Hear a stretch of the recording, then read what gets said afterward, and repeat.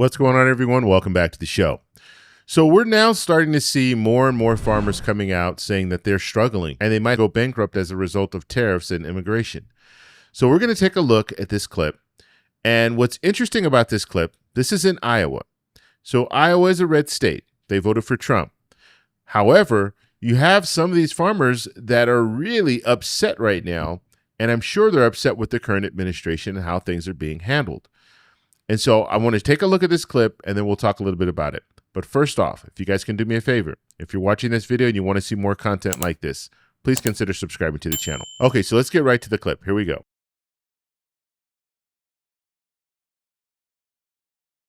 This is my 39th crop. I started in 1986, the year I graduated high school. I could plant an acre of beans in 1986 for 30 bucks. It irritates me that you don't have the guts to acknowledge that the people do not pay the tariffs. I don't care if it's John Deere, Case, Caterpillar, all that stuff is outsourced overseas. And the guy that pays it is the guy that purchases it.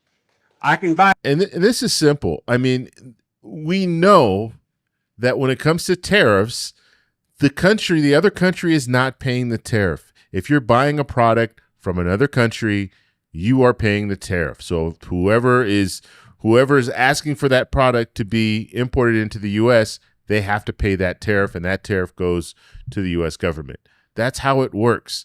And so if I have a company and I want to buy a product and that product is overseas and they ship that product to me, I pay the tariff. And then if I want to sell that product in the U.S., I have a decision to make. Do I pass that cost on to the consumer, or do I just eat the cost? And we're talking about millions and millions of dollars. You're not just going to eat that cost, or you might eat it initially, but in the long run, you're going to pass that cost on to the consumer. And so ultimately, that consumer is going to be paying more for whatever that product is. And that's why this farmer is saying, look, we have to buy products from other countries. We have to buy equipment from other countries. And that costs more. And if that costs more, then our operation cost goes up, which means that the produce that we're providing to the American people as well as other countries, because a lot of these farmers are selling soybeans, and you have countries like China that used to buy soybeans from us, but they're not buying soybeans from us anymore. They're buying them from Brazil. Why? Because of tariffs. And so not only are farmers struggling from the cost of products that they need to buy to do their job, but they're also not getting the same business that they were getting before as a result of tariffs. I have a bearing for a combine, and it's made in Taiwan or who knows where. Parts have over doubled in the last year. Over doubled, he's saying. So more than double the price that they have to pay just to import some of these products that they need in order to do their job. So these machines and things like that. If you can get them. The dealer at Marshall has a backlog for almost 4 months because they can't get parts because of Trump's stupid tariffs. I think agriculture has taken a heck of a hit on a lot of misinformation, and he is not helping the farmer. I mean, we farm about 3,500 acres. We are going to be so far. And listen, I mean, you're hearing applause. This is in Iowa. Okay, these are Iowa farmers. And Iowa's a red state, so you have to understand that some of these farmers, maybe the majority of these farmers, they voted for Trump. And now they're seeing that this is, I mean, they're in a situation where they can go bankrupt as a result of this. And he doesn't see it, as this farmer saying, I don't see any help coming our way. Are in the red. When are you going to stand up for us instead of kissing his ass for these trade deals? And the tariffs. More so the tariffs than the trade. And just to put some context on this, and I should have started actually with the context, this is a town hall. Representative Alford, he's in a town hall and he's talking to his constituents. And this is what he got.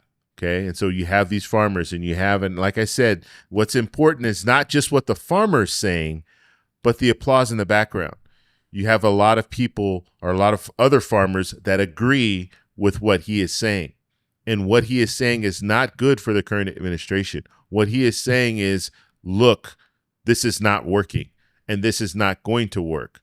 And so what are you going to do about it? And so one of the reasons why Iowa is really important is we know that Senator Ernst, she is not running for re-election. She is retiring. And one thing you have to think about, you need to look at retirements. Look at some of these different Congress people that are retiring. Why are they retiring?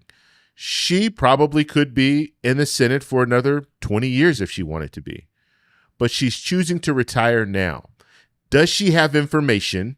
Because if you're running campaigns and, if you're a politician, you're constantly putting out different polls. You're constantly talking to your constituents to find out where you are. Are you doing a good job? Are you not doing a good job?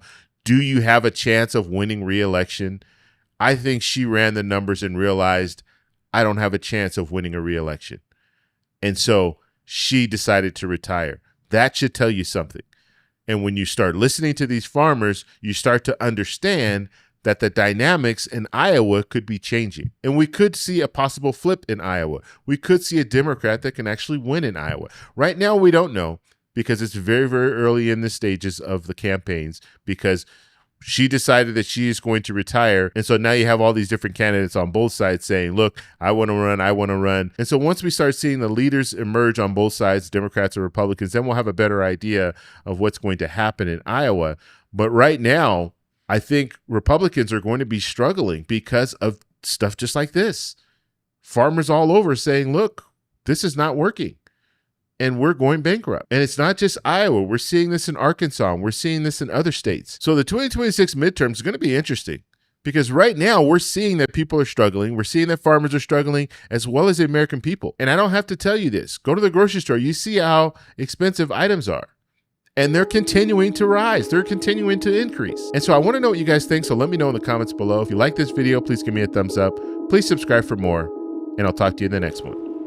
Bye. So that's all we have for this video. Make sure if you guys want to send me an email, you can do that, david@thetecshow.com.